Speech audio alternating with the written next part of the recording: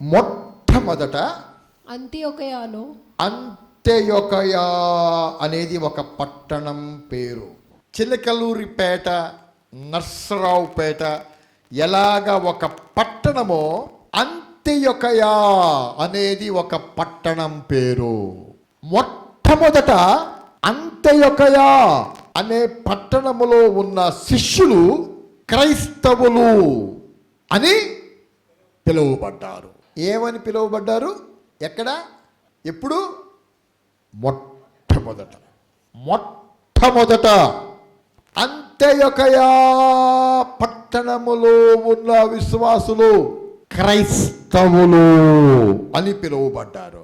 నేను ఇందాక చెప్పాను కదా, 21వ తారీఖు, మార్చి 21వ తారీఖున కొండవీడు కొండ కిందనే ఉన్న హౌస్ గణేశ్వరపురం అనే గ్రామంలో దేవుడి వాక్యం బోధించడానికి నన్ను పిలిచారు. రేపు 21వ తారీఖున. నేను దాని గురించి ఆలోచిస్తున్నాను. కొండవీడు గ్రామానికి ముందు ఇంకొక గ్రామం ఉంది. ఆ గ్రామం పేరు సింగిశానుపేట. సింగిశానుపేట తర్వాత ఏంటి? కొండవీడు. మనం చాలాసార్లు ఆ కొండ మీదకి వెళ్ళి 100 సార్లు ప్రార్థన చేసి వచ్చాం. సుమన్ చెప్పడం గట్టిగా దేవుడికి. నేను 25 సంవత్సరాల నుంచి, 27 సంవత్సరాల నుంచి ఆ కొండకి వెళ్తున్నాను ప్రార్థనకి, వ్యక్తిగతంగా కానీ మన సంఘం అంతా కలిసి కానీ. సింగిశాన్పేటలో కుష్ఠరోగుల కోసం కట్టబడ్డ ఒక హాస్పిటల్ ఉంది. మామిడి తోటలో రోడ్డు పక్కనే ఉంటుంది. సింగిశాన్పేటలో కుష్ఠరోగుల కోసం కట్టబడ్డ ఒక హాస్పిటల్ ఉంది. నేను బైక్ మీద కొండవీడు కొండ ఎక్కడానికి వెళ్ళినప్పుడు సింగిశాన్పేటలో కుష్ఠరోగుల హాస్పిటల్ ఉందంట, అది కూడా రోడ్డు పక్కనే ఉంటుందంట అని చెప్పి సింగిశాన్పేట బోర్డు కోసం చాలాసార్లు చూశా. డైరెక్ట్గా కొండవీడు ఊరు వచ్చింది కానీ నాకు సింగిశాన్పేట బోర్డు కనపడలా. ఆ హాస్పిటల్ చూద్దాం, కుష్ఠరోగుల కోసం క్రైస్తవ మిషనరీలు కట్టిన హాస్పిటల్ ఉందంట, అది చూద్దామని ఆ వేలో ఆ మార్గములో వెళ్ళే ప్రతిసారి అనుకుంటున్నాను కానీ నాకు ఆ బోర్డు కనపడలా. ఏ బోర్డు కోసం చూస్తున్నా? నేను సింగిశాన్పేట. నేను ఒక రోజు పట్టుబట్టా, ఈ రోజు నేను సింగిశాన్పేట చూడాల్సిందే అనుకొని కొండవీడు ఊరుకు ముందు నేను బైక్ ఆపి ఆ ఊళ్ళో ఆయన అడిగా, బాబు ఇక్కడ సింగిశాన్పేట ఎక్కడా అని. ఆయన నవ్వి ఇదే అన్నాడు. ఏది? అదే బోర్డే ఉంది. నేను బోర్డులు చూసుకుంటున్నా, చెంగీజ్ ఖాన్ పేట అని ఉంది. నాకే బోర్డు కావాలా? ఆ బోర్డే ఊరు. ఆ ఊర్లో ఉండి నేను సింగిశాన్పేట అంటే ఏమన్నారు? ఇదే. విషయం ఏంటంటే ఆ ఊరు పేరు చెంగీజ్ ఖాన్ పేట. అది క్రమక్రమంగా పలకటంలో ఎట్ట మారిందంటే సింగిశాన్పేటగా మారింది. జనం అందరూ సింగిశాన్పేట అంటున్నారని గవర్నమెంట్ ఊరు పేరు మార్చదో. ఊరి పేరు ఏ రాసింది? చెంగీజ్ ఖాన్ పేట. నేను ఆ బోర్డు చూసి ఇది చెంగీజ్ ఖాన్ పేటలే, మనకు కావాల్సింది సింగిశాన్పేట అనుకుంటున్నా. నా అదే ఊరు. ప్రజలు పలకటం ఆ రకంగా మార్చి పారేశారు. ఎక్కడో సింగిశాన్పేట గురించి చెప్తున్నావు, మాకు అర్థం కావట్లేదు అనుకుంటున్నారు కాబట్టి మనకు తెలిసిన ఊరి పేరు చెప్తా. అవిశాయిపాలెం. మీకు అవిశాయిపాలెం అని బోర్డు ఉంటుందా? ఏముంటుంది? అమీన్ సాహెబ్ పాలెం అని ఉంటుంది. నేను అనుకున్నాను కాబూరు వచ్చిన కొత్తలో అవిశాయిపాలెంలో అమీన్ సాహెబ్ పాలెం అని బోర్డు పెట్టారు. ఈ గవర్నమెంట్ వాళ్ళు ఎక్కడో ఏదో ఊర్లో పెట్టాల్సిన బోర్డు ఈడ పెట్టారు అనుకున్నా. ఎక్కడ? అవిశాయిపాలెంలో కాదు, ఆ ఊరి పేరే అమీన్ సాహెబ్ పాలెం. జనం దాన్ని ఎట్ట మార్చారంటే పలుకుతా దాన్ని ఏం చేసి పారేశారు? అవిశాయిపాలెం చేసి పారేశారు. ఎందుకు ఇప్పుడు నేను ఈ మాటలు చెప్తున్నానంటే, ప్రియమైన సహోదరులారా, క్రైస్తవులు ఎవరు అనగానే ఆ పల్లెలో వాళ్ళు ఈ పల్లెలో వాళ్ళు మార్చి పారేశారు. క్రిస్టియన్స్ ఎవరు క్రైస్తవులు ఎవరు అంటే వెంటనే ఆ పల్లె ఈ పల్లె మారిపోయింది. చెంగీజ్ ఖాన్ పేట సింగిశాన్పేట అయినట్టు, అమీన్ సాహెబ్ పాలెం అవిశాయిపాలెం అయినట్టు అసలు పూర్తిగా అర్థాన్నే మార్చి పారేశారు. అంత్యొకయ అనే పట్టణములో ఉన్న శిష్యులు మొట్టమొదట ఏమని పిలువబడ్డారు? క్రైస్తవులు. క్రైస్తవులు అంటే అర్థం ఏంటి? ఆ పల్లె ఈ పల్లె నో. క్రైస్తవులు అంటే అర్థం క్రీస్తులు. క్రైస్ట్ అంటే తెలుగులో క్రీస్తు. క్రైస్ట్ అంటే క్రీస్తులు. క్రిస్టియన్స్ అంటే అర్థం ఏంటంటే క్రీస్తులు. ఎవరు పెట్టారు ఈ పేరు? వాళ్లకు వాళ్ళు పెట్టుకోలా. అంత్యొకయ అనే పట్టణములో ఉన్న మిగిలిన పాపులు, తాగుబోతులు, విగ్రహారాధికులు, ఇష్టానుసారమైన జీవితంలో ఉండేవాళ్ళు, మనతో పాటు తాగిన వాళ్ళు, మనతో పాటు తందనాలాడిన వాళ్ళు, మనతో పాటు ఇష్టానుసారమైన జోదమాడిన వాళ్ళు, డాన్స్ పార్టీలకు వచ్చిన వాళ్ళు ఇలా మారిపోయారేంటి? వీళ్ళ మాట మారిపోయింది, వీళ్ళ ప్రవర్తన మారిపోయింది, వీళ్ళు కూర్చోటం మారిపోయింది, వీళ్ళు నించోటం మారిపోయింది, వీళ్ళ మాటలు మారిపోయాయి, వీళ్ళ ప్రవర్తనే పూర్తిగా మారిపోయింది. ఆ క్రీస్తు బోధ వచ్చిన దగ్గర నుంచి వీళ్ళు అసలు క్రీస్తులుగా మారిపోయారు అని విశ్వాసులు వస్తూ ఉండగా, యేసు ప్రభుని నమ్ముకున్న వాళ్ళు వస్తూ ఉండగా, బాయ్స్ అయినా గర్ల్స్ అయినా పురుషులైనా స్త్రీలైనా వాళ్ళని ఏమని పిలవటం మొదలు పెట్టారంటే క్రీస్తులు వస్తున్నారు. ఎవరు పెట్టారు ఆ పేరు? అన్యులు, క్రైస్తవేతరులు, క్రీస్తుని ఇంకా తెలుసుకోని వాళ్ళు. మార్చబడ్డ క్రైస్తవుల జీవితాలు చూసి వాళ్ళకి ఏం పేరు పెట్టారంటే వీళ్ళు క్రీస్తులు. దేవుడి వాక్యం మనతోటి మాట్లాడుతుంది. విశ్వాసులలో పరిశుద్ధమైన ప్రార్థనాపరమైన జీవితాన్ని చూసి అన్యజనులు విశ్వాసులకు పెట్టిన పేరది క్రీస్తులు, క్రిస్టియన్స్. ఆ అర్థం మార్చేశారు. 2000 సంవత్సరాలు పూర్తయ్యేసరికి క్రిస్టియన్స్ అంటే ఆ పల్లె ఈ పల్లె. అందులో తాగుబోతులు ఉంటారు, జోదమాడే వాళ్ళు ఉంటారు, తగాదాడే వాళ్ళు ఉంటారు, ఇష్టానుసారమైన జీవితంలో జీవించే వాళ్ళు ఉంటారు. దేవుడు నీతో సూటిగా మాట్లాడుతున్నాడు. క్రైస్తవుడవి, క్రైస్తవరాలు అంటే అర్థం ఏంటంటే నువ్వొక క్రీస్తువి, నువ్వొక చిన్న క్రీస్తువి, చిన్న క్రీస్తురాలువి. యేసు ప్రభు తన రక్తమందు కడగబడ్డ వాళ్ళకి ఇచ్చిన గొప్ప అర్హత ఏంటంటే నిజంగా యేసు క్రీస్తు రక్తమందు కడగబడితే ఆయన ఎటువంటి పరిశుద్ధుడో అటువంటి పరిశుద్ధుడుగా పరిశుద్ధురాలుగా జీవించే కృపను శక్తిని నిన్ను కడిగిన యేసు రక్తం నీకు ఇస్తుంది. అబ్బా, నువ్వు యేసు ప్రభు అంత పరిశుద్ధుడువా, యేసు ప్రభు అంత పరిశుద్ధురాలువా అంటే అందరూ అలా ఉండట్లేదు. కానీ power in the blood of Jesus, క్రీస్తు యేసు రక్తానికి ఉన్న శక్తి ఎటువంటిదంటే నువ్వు చెయ్యాల్సినంత ప్రార్థన చేస్తే, చదవాల్సినంత వాక్యం చదివితే, ఉండాల్సినంత ఉపవాసం ఉంటే, కార్చవలసినంత కన్నీరు కార్చి ప్రార్థన చేస్తే, ఈ లోకములో జీవించిన కాలములో క్రీస్తు యేసు ఎంత పరిశుద్ధుడుగా జీవించాడో అంత పరిశుద్ధుడుగా, అంత పరిశుద్ధురాలుగా నిన్ను కడిగి ప్రక్షాళన చేసి అంత పరిశుద్ధుడుగా పరిశుద్ధురాలుగా చేసే శక్తి, అది నీ శక్తి కాదు, నీ గొప్పతనం కాదు, నిన్ను కడుగుతున్నా యేసు క్రీస్తు యొక్క రక్తానికి ఉన్న శక్తి. ప్రియమైన సహోదరి సహోదరులారా, మీకోసం యథార్థంగా జరిగిన ఒక సంఘటన చెప్తున్నాను, దయచేసి జాగ్రత్తగా వినండి. దేవుడి కోసం రోషం పౌరుషం కలిగి సర్వ సృష్టికి సువార్తను ప్రకటించండి అన్న యేసయ్య మాటను చేతబట్టి ఆఫ్రికా దేశపు ఖండములో, ఆఫ్రికా ఖండములోని దేశాల్లో ఎప్పుడూ వెళ్ళనంత లోతుగా 100,000 కిలోమీటర్లు వెళ్ళి అడవి మనుషులకు సువార్త ప్రకటించిన వాడు డేవిడ్ లివింగ్స్టన్ అనే దైవజనుడు. Pastor David Livingstone. ఈయన ఏ దేశపు చరిత్రకారులు కూడా కనిపెట్టని నదుల్ని కనిపెట్టాడు, జలపాతాలు కనిపెట్టాడు. ఎవ్వరు ఏ మనిషి వెళ్ళనంత అడవిలో లోతుకెళ్ళాడు. ఏ పని? అడవి మనుషులకి యేసయ్య సువార్త ప్రకటించాలి. ఈయన మిషనరీగానే కాదు, దైవజనుడుగానే కాదు, ఒక గొప్ప చరిత్రకారుడుగా కూడా ప్రపంచంలో చరిత్రలోకి వచ్చాడు. పేరు డేవిడ్ లివింగ్స్టన్.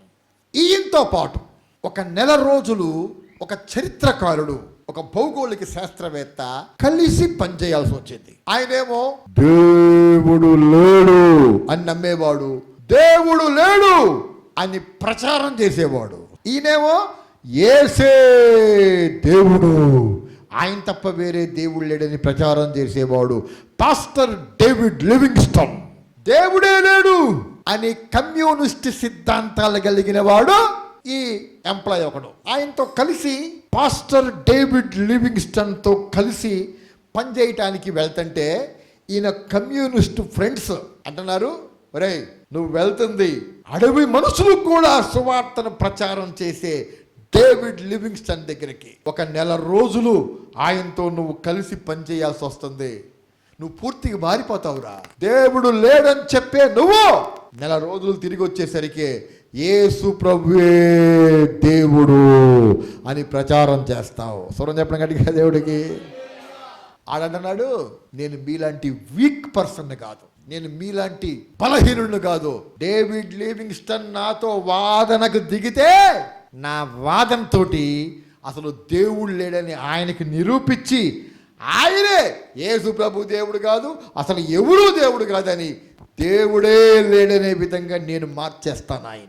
నా వాదన నాకుంది, నా వాదన ద్వారా అనేక మందిని మార్చాను అని స్నేహితులతోటి ఛాలెంజ్ చేసి డేవిడ్ లివింగ్స్టన్ దగ్గరకు వచ్చాడు. నెల రోజులు వీళ్ళిద్దరూ కలిసి ఆ ఆఫ్రికా ఖండపు అడవులలో రీసెర్చ్ చేసి ఒక నెల రోజులు కలిసి పనిచేశారు. నెల రోజుల తర్వాత ఈ చరిత్రకారుడు తన దేవుడు లేడని చెప్పి నమ్మే కమ్యూనిస్టు ఫ్రెండ్స్ దగ్గరికి వచ్చినప్పుడు యేసు ప్రభువే దేవుడు, బైబిల్ గ్రంథమే నిజమైన దైవ గ్రంథం, ఈ లోకములో యేసు తప్ప వేరే దేవుడు లేడు అని చెప్పడం మొదలుపెట్టాడు. అప్పుడు వాళ్ళ ఫ్రెండ్స్ అంటున్నారు, నేను చెప్పాను కదరా, నేను చెప్పాంగా డేవిడ్ లివింగ్స్టన్ తోటి ఉంటే ఆయన మాటలు వింటే తప్పకుండా మారిపోతారని. పెద్ద మొనగాళ్ళలాగా నేను ఆయన వాదనలో ఓడిస్తాను, ఈ యేసు దేవుడు కాదని వాదించి ఒప్పిస్తానని చెప్పి మొనగాళ్ళలాగా వెళ్ళావు, మారిపోయి వచ్చావు అంటే ఆయన అంటున్నాడు, నాకు డేవిడ్ లివింగ్స్టన్స్ కి మధ్య అసలు బైబిల్ గురించి వాదనే జరగలేదు, అసలు యేసు ప్రభువే దేవుడు, యేసు ప్రభు నమ్ముకో అని చెప్పి ఆయన నాతో ఒక్క మాట కూడా చెప్పలేదు. నేను ఎదురు చూసా, ఈ నెల రోజుల్లో డేవిడ్ లివింగ్స్టన్ నాతో మాట్లాడతాడేమో, బైబిల్ గురించి మాట్లాడతాడేమో, యేసు ప్రభు దేవుడని మాట్లాడతాడేమో, వాదిద్దాం, చిత్తుగా ఓడిద్దాం, అనేక మందిని నేను మార్చినట్టే ఈయన కూడా మారుద్దామని చూశాను. ఆయన ఏంటో కానీ నాతో ఒక్క మాట కూడా బైబిల్ గురించి మాట్లాడలేదు, యేసు ప్రభు దేవుడని మాట్లాడలేదా, మరి నువ్వెట్ట మారావురా అంటే ఆయన అంటున్నాడు, ఆయన ప్రవర్తన చూశాను. పాస్టర్ డేవిడ్ లివింగ్స్టన్ ఎలా కూర్చుంటున్నాడు, ఎలా నిలబడుతున్నాడు, ప్రజలతోటి ఎలా మాట్లాడుతున్నాడు, ఎలా వ్యక్తిగతంగా ప్రార్థన చేసుకుంటున్నాడు, ఎలా బైబిల్ గ్రంథాన్ని చదువుతున్నాడు, ఎలా పరిశుద్ధంగా ప్రార్థనాపరంగా జీవిస్తున్నాడో ఈ నెల రోజులు చూసిన తర్వాత నాకేమర్థమైందంటే దేవుడే లివింగ్స్టన్ జీవితాన్ని మార్చాడు కాబట్టి దేవుడు ఉన్నాడు, యేసు ప్రభువే దేవుడు అని నాకు అర్థమైంది. నెల రోజుల మధ్యలోనే నాకు బైబిల్ చదవాలనిపించింది. అంతకుముందు తిట్టడానికి విమర్శించే కోణంలో బైబిల్ చదివాను, నాకు అర్థం కాలేదు. ఇప్పుడు బైబిల్ ఎలా డేవిడ్ లివింగ్స్టన్ జీవితాన్ని మార్చిందో తెలుసుకుందామని చదివాను. లివింగ్స్టన్ జీవితాన్ని మార్చిన బైబిలే నా జీవితాన్ని మార్చింది. ఓసారి చప్పట్లు కొట్టి ప్రభు నామాన్ని మహింపరచండి, గట్టిగా కొట్టాలా, గట్టిగా. ఆమేన్. ఇక్కడ ఒక విషయం ఏంటంటే డేవిడ్ లివింగ్స్టన్ నా దగ్గరికి వచ్చేది దేవుడు లేడని అనేక మందిని మార్చిన కమ్యూనిస్ట్ లీడర్. ఆయనతో వాదన పెట్టుకుంటే నేను యేసే దేవుడు అంటే ఆయన అసలు దేవుడే లేడని వాదిస్తాడు. ఈయనతో వాదించి లాభం లేదు.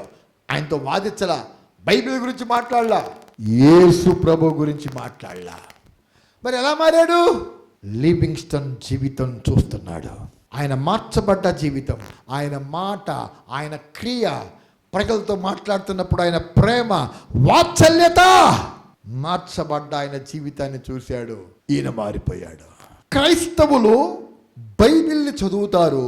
మిగిలిన చుట్టుపక్కల ఉన్న ప్రజలు, అన్యులైన ప్రజలు, తాగుబోతులు లేదా విగ్రహారాధికులు, సినిమాల చుట్టూ తిరిగేవాళ్ళు, టీవీలో వచ్చే సినిమాలు సీరియల్ చూసేవాళ్ళు బైబిల్ చదవరు. క్రైస్తవులు బైబిల్ చదువుతారు.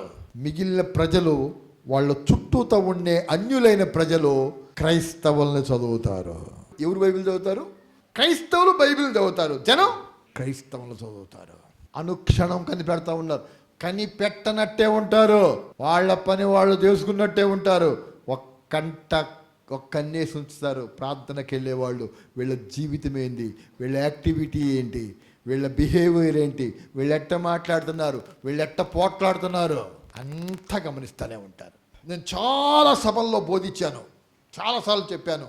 నేను ఎంఏ చదువుకునే రోజుల్లో చాకలి వర్గానికి సంబంధించిన ఒక గర్ల్ స్టూడెంట్ యేసుప్రభు రక్తంలో కడగబడింది. సినిమా వాల్ పోస్టర్కి వెళ్ళి చూసినందుకు ఆ అమ్మాయి 2 పూట్ల కాలేజీ మానేసి, 2 పూట్ల అన్నం మానేసి, ఉపవాసం ఉండి, కన్నీరు గార్చి ఏడుస్తుంది, అంగలారుస్తుంది, కన్నీరు గారుస్తుంది. రూములో పడి, నీ రక్తంలో నా కళ్ళను కడుగయ్యా, నా కళ్ళ మీద నాకు జయం లేదయ్యా, సినిమా వాల్ పోస్టర్ కావాలని చూసానయ్యా, క్షమించయ్యా క్షమించయ్యా అని చెప్పి ఏడుస్తుంటే, నామకార్థ ఆమె రూములో ఉన్న రూమ్మేట్, ఆ రూములో ఉన్న ఫ్రెండ్ నామకార్థ క్రైస్తవురాలు. నేను చిన్నప్పటి నుంచి చాలా క్రిస్మస్ పండుగలు చేశాను, సండే స్కూల్కి వెళ్ళాను, యూత్ మీటింగ్కి వెళ్ళాను, ప్రతి ఆదివారం చర్చికి వెళ్తాను. కానీ సినిమాలు చూస్తున్నాను, టీవీలో వచ్చే సీరియల్ చూస్తున్నాను, నా ఇష్టానుసారంగా బతుకుతున్నాను. ఈ అమ్మాయి చాకలి వర్గంలో నుంచి యేసు ప్రభు దగ్గరికి వచ్చి సినిమా వాల్ పోస్టర్ చూసినందుకు 2 పూట్ల ఉపవాసం ఉండి ఏడుస్తుందంటే, ఇటువంటి పరిశుద్ధత నాకు కావాలి. హల్లెలూయా. ఇటువంటి పరిశుద్ధత నాకు కూడా కావాలని చెప్పి ఆ రోజే మారు మనసు పొందింది. యేసయ్య రక్తమందు కడగబడింది. ఆ అమ్మాయి వెళ్ళిన చోటుకే ప్రార్థనకి వెళ్ళింది. ఆ అమ్మాయి బాప్తిస్మం తీసుకున్న దగ్గరే రీబ్యాప్టిజం, తిరిగి బాప్తిస్మం తీసుకుంది. నేనేమని చెప్తున్నానంటే, ప్రియమైన సహోదరులారా, అంత్యొకయ పట్టణములో ఉన్న విశ్వాసులు మొదటగా క్రైస్తవులుగా పిలువబడ్డారు. ఇంకొక విషయం చెప్పి నేను ముగిచ్చేస్తాను. ఈ పై వచనం ఒకటి చూడండి. ఎందుకు ఆ పట్టణములో ఉన్న విశ్వాసులు క్రైస్తవులుగా పిలువబడ్డారంటే, పై వచనం, అతడు వచ్చి దేవుని కృపను చూచి సంతోషించి ప్రభువును స్థిర హృదయముతో హత్తుకొనవలనని అందరినీ హెచ్చరించెను. అతడు పరిశుద్ధాత్మతోనూ విశ్వాసముతోనూ నిండుకొనిన సత్పురుషుడు. బహుజనులు ప్రభువు పక్షమున చేరిరి. అంతటా అతడు సౌలును వెదుకుటకు తార్సునకు వెళ్ళి అతనిని కనుగొని అంతియోకయకు తోడుకొని వచ్చారు. వారు కలిసి అంటే అపోస్తలులైన పౌలు, బర్నబాస్, ఈ ఇద్దరు కలిసి అంత్యొకయ అనే సంఘములో 1 సంవత్సరం అంతా ఉన్నారంట. చూడండి, చెప్పండి అడిగా దేవుడికి. ఎన్ని రోజులు ఉన్నారు? ఎన్ని రోజులు? 365 రోజులు ఉన్నారు. వారు కలిసి 1 సంవత్సరమంతయు సంఘములో ఉండి బహుజనులకు వాక్యమును బోధించిరి. మొట్టమొదట అంతియొకయలో శిష్యులు క్రైస్తవులనబడి. అంత్యొకయ పట్టణములో ఉన్న విశ్వాసులు క్రీస్తులుగా, పూర్తి పరిశుద్ధులుగా, పరిశుద్ధురాళ్లుగా ఎందుకు మారారంటే, గొప్ప దైవజనులు పౌలు, బర్నబాస్ 1 సంవత్సరమంతా అంత్యొకయ పట్టణములో ఉన్న విశ్వాసులతో కూడా ఉండి ఆదివారం ఆరాధన జరిగించారు, ఉపవాస ప్రార్థనలు జరిగించారు, ఆల్ నైట్ ప్రార్థనలు జరిగించారు, గృహాలు దర్శించారు.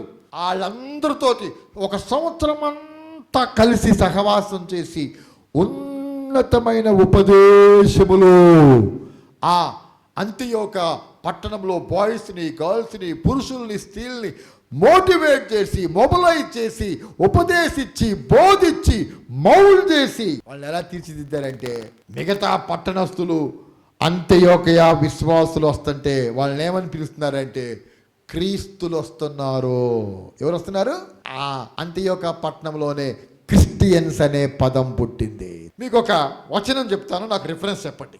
నేను క్రీస్తును పోలి నడుచుకున్న ప్రకారము మీరు నన్ను పోలి నడుచుకోండి అని అపోస్తులుడైన పౌలు చెప్పాడు. 1 కొరింథీ పత్రిక 11వ అధ్యాయం మొట్టమొదటి వచనం. నేను క్రీస్తును పోలి నడుచుకొనుచున్న ప్రకారము మీరును నన్ను పోలి నడుచుకొనుడి అని అపోస్తులుడైన పౌలు అంటున్నాడు. పౌలు అంటున్నాడు, నేను క్రీస్తును పోలి నడుచుకుంటున్నాను. క్రీస్తు కనపడ్డా, నేను మీకు కనపడుతున్నాను. కాబట్టి మీరు నన్ను పోలి నడుచుకుంటే క్రీస్తును పోలి నడుచుకున్నట్టే. ఎవరు కనపడరు? యేసయ్య కనపడ్డు. ఎవరు కనపడతారు? పౌలు. కనపడే పౌలు కనబడని యేసయ్య గురించి అంటున్నాడు, నేను క్రీస్తులాగానే ప్రవర్తిస్తున్నాను, క్రీస్తును పోలి నడుచుకుంటున్నాను. మీరు క్రీస్తును చూడలేదు కానీ నన్ను చూస్తున్నారు. నన్ను పోలి నడుచుకుంటే క్రీస్తును పోలి నడుచుకున్నట్టు. ఇక్కడ పౌలు, బర్నబాస్ 1 సంవత్సరం అంతా ఎక్కడ ఉంటున్నారు? అంత్యొకయ. ఈ అంత్యొక పట్టణస్థులు బర్నబాస్ని, పౌల్ని చూస్తున్నారు. ఆయన మాటలు, ఆయన యాక్టివిటీ, ఆయన మోటివేట్ చేసే విధానం, మొబలైజ్ చేసే విధానం, కూర్చునే విధానం, నిలబడే విధానం అంతా చూసి చూసి చూసి చూసి వీళ్ళ ప్రవర్తన పౌలు ప్రవర్తన లాగే మారింది. హల్లెలూయా. పౌలు ప్రవర్తన ఎవరి ప్రవర్తన లాగుంది? క్రీస్తు. అందుకనే అంత్యొక పట్టణస్థులు అన్నారు, మనతో పాటు తాగినోళ్ళు, మనతో పాటు తందనాలు ఆడినోళ్ళు, మనతో చిందులేసినోళ్ళు, మనతో విస్తారమైన టైం వేస్ట్ చేసిన వాళ్ళు, వీళ్ళ ప్రవర్తన మారిందేంటి? వీళ్ళ మాటలు మారినాయేంటి? వీళ్ళు కూర్చునే విధానం మారింది, వీళ్ళు నిలబడే విధానం మారింది, వీళ్ళు మాట్లాడే విధానం మారింది. వీళ్ళు క్రీస్తులు. దేవుడు తన సేవకురాల్ని, తన సేవకుడిని, మనల్ని ప్రేరేపించి మంగళవారం 12వ తారీఖు స్టార్ట్ చేయబోతున్న బైబిల్ కాలేజీ దానికోసమే. స్వరం చెప్పండి గట్టిగా దేవుడికి.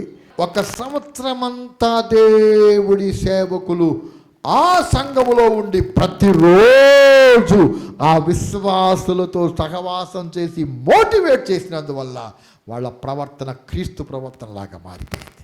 ఉన్నతమైన ఉపదేశం, ఒక శక్తివంతమైన సందేశం. యేసయ్య ఒక మాట చెప్పాడు, శిష్యుడు బోధకుణ్ణి పోలి ఉంటే సరిపోద్ది, సిద్ధుడైన ప్రతి శిష్యుడు బోధకుని వలె ఉంటాడు. సిద్ధపరచబడ్డ ప్రతి శిష్యుడు ఎలా ఉంటారంట? బోధకుల్లాగానే ఉంటారు. యేసయ్య మత్తయి సువార్త 28వ అధ్యాయం 18వ వచనం 19వ వచనంలో చెప్పింది, మీరు సర్వలోకానికి వెళ్ళి సమస్త జనులను నా శిష్యులుగా చెయ్యండి. ఏం చేయాలి? సువార్త ప్రకటించడం వేరు, శిష్యులుగా చేయటం వేరు. సువార్త ప్రచారం చేసి వస్తాం కొన్ని ప్రాంతాల్లో, వాళ్ళు వింటారు, సేవకులు వచ్చేస్తారు. శిష్యులుగా చేయటం వేరు. సిద్ధుడైన ప్రతి వ్యక్తి ఎలా ఉంటాడు? బోధకుడిలాగానే ఉంటాడు. ఈ ప్రాజెక్టు, ఈ కార్యాన్ని దేవుడు మన భుజాల మీద ఉంచాడు. ఇది సేవకుడికి, సేవకులకి ఒక్కళ్ళకే కాదు, సంఘంలో ఉన్న విశ్వాసులకి, హౌస్ గ్రూప్ లీడర్స్కి, పరిచారకులకి, యవనస్తులకి, అందరికీ ఒక రెస్పాన్సిబిలిటీ, ఒక బాధ్యత. మన సంఘంలో ప్రారంభం కాబోతుంది, ముందు కాలంలో ప్రజల మధ్య పరిపూర్ణం కాబోతుంది. పూర్తి శక్తివంతమైన ఉపదేశం, పూర్తి శక్తివంతమైన సందేశం ఇక్కడ విడుదల కాబోతుంది. ఆన్లైన్ ద్వారా, యూట్యూబ్ ద్వారా, సోషల్ మీడియా ద్వారా వందలు వేల మంది చూడబోతున్నారు. గొప్ప గొప్ప కార్యాలు దేవుడు జరిగించబోతున్నాడు.